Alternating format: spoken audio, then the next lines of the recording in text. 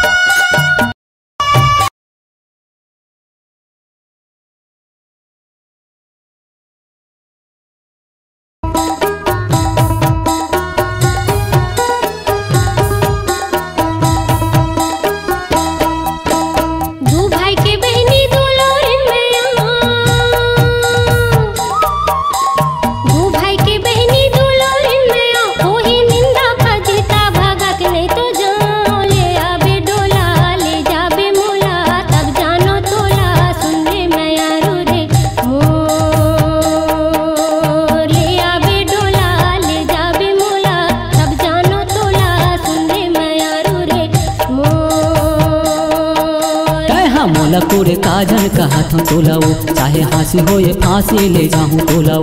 कोनो छेके रे सिपैया के छेके हवलदार, हमला कत का कुदाही रेच काहे कोतवाल। जुग जोड़ी रे थे गोई चिरे चिरे गुम, तोला कैसे मैं बताऊँ विचार बने गुम।